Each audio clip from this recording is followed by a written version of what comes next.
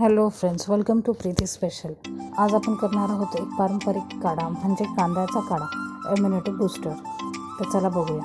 आपण गेल्या संडेमध्ये बघितलेलं एक हर्बल शॅम्पू म्हणजे आपण आपल्या केसाची नॅचरली घरच्या घरी काळजी कशी घेऊ शकतो नॅचरल हर्ब्सने, ते बघितलं. त्याच्यानंतर आपण बघितलं एक हर्बल टोनर, जेही आपण घरच्या घरी बनवलं होतं, टर्मरिक जेल म्हणजे हळदीचं टोनर नॅचरली. आता आपण बघूया आपली इंटरनली काळजी आपण कशी घ्यायची तब्येतीची.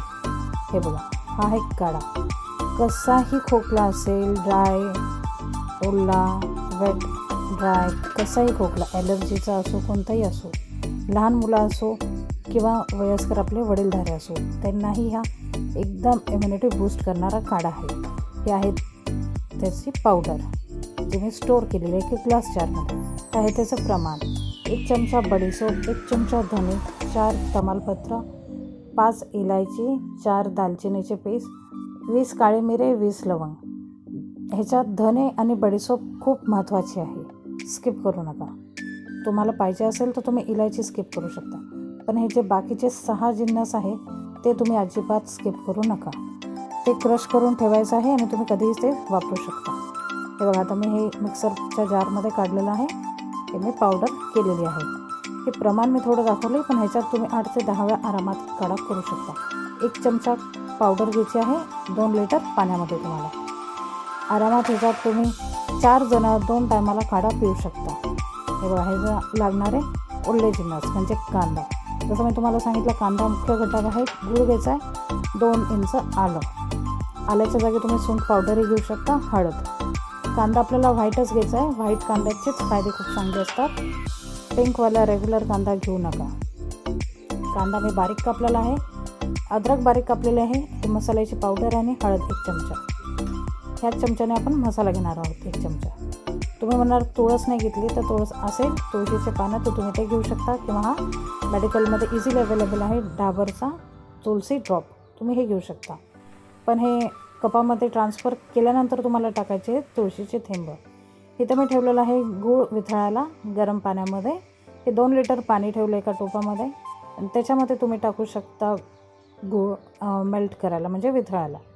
जसं गुळाचं पाणी झालं की तसं तुम्ही ह्याच्यात हळद टाकायची आहे. आता आपण हे बघा, आता आपण टाकूया ह्याच्यात थोड्या वेळात हळद 1 चमचा, आणि त्याच प्रमाणाने आपल्याला टाकायचा आहे आपला मसाला, काढायचा मसाला. हळद आपल्याला तुम्ही मसाल्यामध्ये घेऊ शकता, पण मी रिक्वायर नाही करणार, कारण हे तुम्ही फ्रेशली घेतलेली बरी राहील. 1 चमचा हळद आणि 1 चमचा मसाला पावडर, कारण की हळद ह्याचं थोडं जास्त प्रमाण असतं त्यामुळे. आता कांदा बारीक कापलेला होता तो टाकला आहे मी. आता त्याच्यानंतर टाकणार आहोत अद्रक.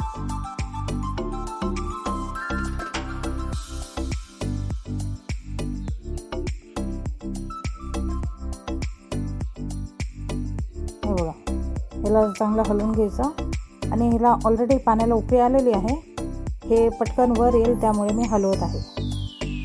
आता ह्याला अजून एकदा उकळी येऊ द्यायची, आणि मग ह्याला गॅस स्लो करायचा. आधी मोठा होता गॅस गूळ उकळताना, आता आपण गॅस स्लो करूया थोड्या वेळात ह्याला उकळी आल्यावर. हे बघा, बरेच लोक म्हणतील आम्ही ह्याला झाकण ठेवून शिजूया. झाकण ठेवून शिजू शकता, पण जेव्हा तुम्ही किचनच्या बाहेर असताल, म्हणजे तुम्ही अगर दुसऱ्या रूममध्ये असताल, तुम्ही गॅसच्या अवतीभोवती नसणार, तेव्हा तुम्ही याच्यावर झाकण ठेवा. पण झाकण आपल्याला फुल लेट झाकायची नाही आहे, आपल्याला अर्धं झाकण झाकायचं आहे. मी तुम्हाला झाकून दाखवते, पण मी इथे अवेलेबल आहे किचनमध्ये, त्यामुळे मी झाकण ठेवलं नाही आहे. मी काढत आहे झाकण ते. हे बघा, हे असं झाकण आपल्याला ठेवायचं आहे. अर्धं लेटच ठेवायचं आपल्याला, कारण की पूर्ण जर आपण झाकलं तर ते उतू जाऊ ही शक्यता असते. त्यामुळे आपल्याला अर्धं झाकण ठेवायचं आहे, आणि मग तुम्ही तुमचं इतर आधी काम करू शकता. मी किचनमध्ये अवेलेबल होते म्हणून मी झाकण काय ठेवलं नाही, मी ओपनलीला शिजवलं आहे. हा व्हाईट कांदा जो आहे तो खूपच गुणकारिक असतो, खूपच बेनिफिशियल आहे, त्यामुळे तो नक्की वापरा त्याच्यामध्ये. त्यामुळे ह्याला म्हणतात कांद्याचा काढा. It's very useful and very beneficial. हा नक्की तुम्ही काढा करा, प्या, आणि मला तुमचे नक्की कमेंट्स करून प्रतिक्रिया कळवा.